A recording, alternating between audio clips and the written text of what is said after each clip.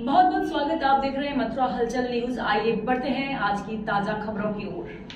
श्री कृष्ण जन्मभूमि मंदिर का केस लड़ रहे दिनेश शर्मा फलाहारी ने कहा कि मुस्लिम पक्ष ने हाईकोर्ट के फैसले को सुप्रीम कोर्ट में चैलेंज किया है।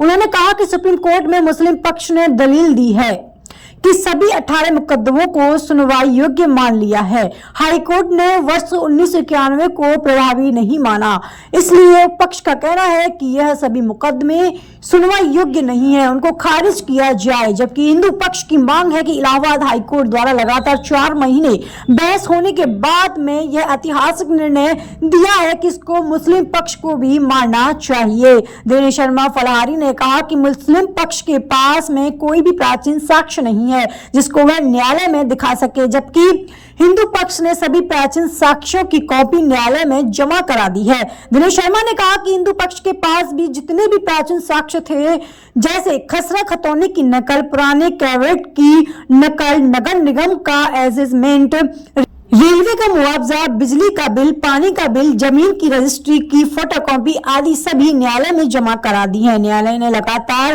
वर्शिप एक्ट 1991, वक्फ बोर्ड एक्ट एवं लेमिनेशन एक्ट पर दोनों पक्षों को सुनने के बाद में ऐतिहासिक निर्णय लिया था कि यह सभी मुकदमे सुनवाई योग्य हैं। उन्होंने कहा कि मुस्लिम पक्ष पर कोई भी साक्ष्य नहीं है जिससे वह यह साबित कर सके कि यह मस्जिद पहले बनी थी। वह केवल मामले को गुमराह करने का प्रयास करा जा रहा है। उन्होंने कहा कि मुस्लिम पक्ष चाहता है कि मामला लंबा खींचे और मुस्लिम इस केस को गुमराह करने का प्रयास कर रहा है। सुप्रीम कोर्ट में हिंदू पक्ष एवं मुस्लिम पक्ष की तरफ से अधिवक्ताओं ने बहस की। माननीय न्यायालय ने मुस्लिम पक्ष से पूछा कि आप सीधे सुप्रीम कोर्ट कैसे आ सकते हैं। इस पर मुस्लिम पक्ष अधिवक्ता ने अपनी पक्ष रखा। न्यायालय ने मुस्लिम पक्ष को सुनने के बाद अगली सुनवाई के लिए शीतकालीन सत्र में सुनने के लिए कह दिया। अब श्री कृष्ण जन्मभूमि स्थान मामले की सुनवाई शीतकालीन सत्र के बाद होगी। इस मौके पर राष्ट्रीय संरक्षक वेद प्रकाश कटियार, रिटायर्ड कमिश्नर, राष्ट्रीय मंत्री डॉक्टर जमुना देवी शर्मा, महानगर अध्यक्ष नरेश ठाकुर, प्रदेश महामंत्री राजेश चतुर्वेदी, प्रदेश मंत्री मीना गुप्ता, जिला अध्यक्ष गुंजन शर्मा, राहुल गौतम, विश्व हिंदू परिषद के नेता जयराम आदि लोग मौजूद। इस जन्म स्थान को लेकर सुप्रीम कोर्ट में सुनवाई हुई। सुनवाई के दौरान माननीय न्यायालय ने मुस्लिम पक्ष से पूछा कि आप सीधे सुप्रीम कोर्ट कैसे आ सकते हैं। इस पर मुस्लिम पक्ष ने अपना पक्ष रखा। मुस्लिम पक्ष ने उस ऐतिहासिक निर्णय को चैलेंज किया है जिसमें हाईकोर्ट ने माना था कि जन्म स्थान से संबंधित सभी 18 मुकदमे सुनवाई योग्य हैं। हिंदू पक्ष ने और मुस्लिम पक्ष ने लगातार 4 महीने तक इलाहाबाद हाईकोर्ट में बहस की। हमारे अधिवक्ताओं ने अपना पक्ष रखा और मुस्लिम पक्ष के अधिवक्ताओं ने अपना पक्ष रखा। मुस्लिम पक्ष की तरफ से 711 पर, लिमिटेशन एक्ट पर और वक्फ बोर्ड पर दलील दी गई कि इन नियमों की वजह से यह केस सुनवाई योग्य नहीं है, जबकि हिंदू पक्ष ने माननीय न्यायालय में इन तीनों नियमों पर लगातार 4 महीने तक बहस की। दोनों पक्षों की बहस सुनने के बाद में माननीय इलाहाबाद हाईकोर्ट ने एक ऐतिहासिक निर्णय दिया था और न्यायालय ने कहा था कि सभी 18 मुकदमे सुनवाई योग्य हैं। उस आदेश के खिलाफ मुस्लिम पक्ष सुप्रीम कोर्ट गया और सुप्रीम कोर्ट ने दलील दी कि वहाँ पर वर्शिप एक्ट 1991 को प्रभावी मान लिया है, जबकि यह पूजा उपासना अधिनियम यहाँ पर लागू होता है। तो हम तो हिंदू पक्ष मुस्लिम पक्ष से यही अपील करना चाहते हैं कि आप लोग न्यायालय का सम्मान कीजिए, न्यायालय के फैसलों को माने, जबकि मुस्लिम पक्ष बार बार कोई भी आदेश न्यायालय करता है सुप्रीम कोर्ट चला जाता है। माननीय न्यायालय ने सुनने के बाद में अगली सुनवाई के लिए शीतकालीन सत्र के बाद सुनवाई के लिए कहा है।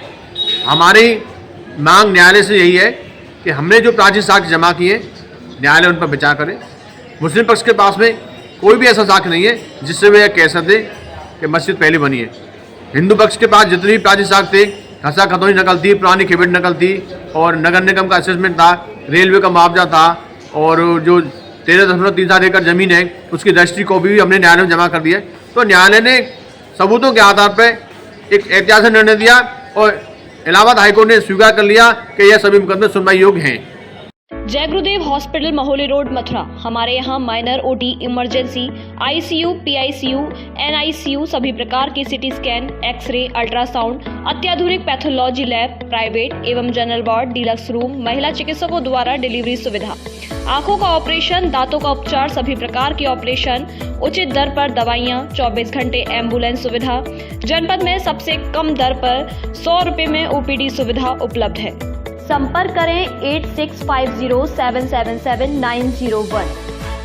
Muthoot finance gold overdraft. अपने सोने को हमारे सुरक्षित लॉकर्स में डिपॉजिट कीजिए। उस सोने पर 24/7 क्रेडिट लाइन लीजिए और फिर पैसे एक बार लीजिए या बार बार आपके हाथ में, कम या ज्यादा, घर में या ब्रांच में आपके हाथ में। ब्याज सिर्फ उतने ही दिन का भरिए जितने दिन पैसे इस्तेमाल कीजिए। Muthoot finance gold overdraft. Gold loan कमाल, बाकी लोन बेमिसाल। मुथूट फाइनेंस, इंडिया का number 1 most trusted financial services brand. तो गोल्ड लोन के लिए कॉल करें 1-800-313-1212।